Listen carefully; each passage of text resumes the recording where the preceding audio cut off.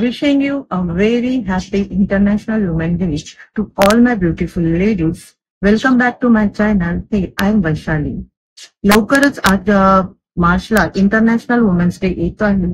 त्यामुळे सर्वांची लगबग चालू झाली असेल की हा प्रोग्राम आपण कसा करायचा, कुठे करायचा आणि काय करायचं. सगळ्यांची प्लॅनिंग स्टार्ट झालेलीच असेल. त्याकरता मी खूप युजफुल अशी टिप्स तुमच्यासोबत घेऊन आलेली आहे. मग तो प्रोग्राम सोसायटीत करायचा असेल, ऑफिस, कॉलेज किंवा मग तुम्ही तुमच्या ऑफिसमध्ये करत असाल तरीही तुम्हाला माझ्या काही टिप्स कामात येतील अशी मी अपेक्षा करते. आधी आपल्याला हे करायचं आहे की महिला दिवस आहे म्हणूनच नाही, तर नेहमी हे लक्षात ठेवा की एक अशी महिला जी आपले रोजगार करून, छोटा मोठा उद्योग करून आपल्या कुटुंबाला साथ देत असेल, अशा महिलांकडनं तुम्ही नेहमी काही वस्तू विकत घ्यायचा. त्यामुळे तुमची एक छोटीशी गोष्ट त्या महिलेकरिता फार म्हणजे तुमची खूप मोठी हेल्प त्या महिलेला होईल. सेकंड थिंग, जर तुम्ही फायनान्शियली स्ट्रॉंग असाल तर अधूनमधून तुम्ही वुमेन्स चॅरिटी देखील करू शकता. हे झालं आपलं सोशल कॉज. पण आता कसं सेलिब्रेट करायचा त्याच्या टिप्स मी तुमच्यासोबत काही शेअर करते आहे. सर्वात आधी तुम्हाला जे करायचंय त्याचं आधी प्लॅनिंग करून घ्या. प्लॅनिंग झाल्यानंतर तुम्ही एक सुंदर असं इन्व्हिटेशन कार्ड डिझाईन करा.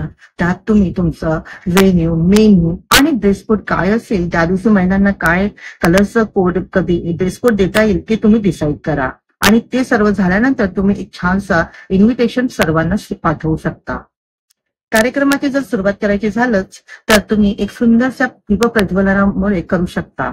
आणि सोबतच एक छोटासा डान्स किंवा स्किट किंवा ड्रामा जे तुमच्यानी शक्य असेल त्याने तुम्ही सुरुवात करू शकता. आणि एखाद्या स्त्रीला जर ती म्हणजे तिने तिच्या जीवनात काही कारकिर्दी केली असेल अशा महिलेला तुम्ही तिला एखादं स्पीच देखील द्यायला सांगू शकता. सर्वांचा आवडता विषय म्हणजे गेम्स, फन, फूड, त्याला सुरुवात तुम्ही करू शकता. गेम्स घ्यायचं झालं तर तुम्ही ग्रुप गेम घ्या, कारण त्या दिवशी भरपूर महिला हा एकत्रित आलेल्या असतात. त्यामुळे शक्य असेल तर तुम्ही ग्रुप डान्सच अरेंज करा.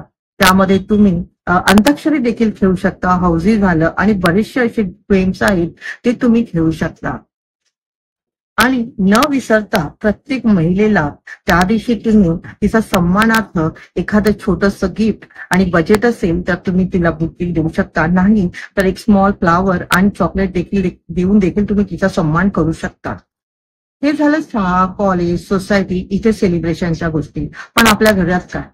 कारण प्रत्येक घरातील स्त्री आणि पुरुष हा असतोच. मग ती स्त्री एखाद्याची आई असू शकते, पत्नी असू शकते, बहीण असू शकते. मग तिथे घरात सुद्धा तिला सन्मान हा मिळायलाच हवा ना.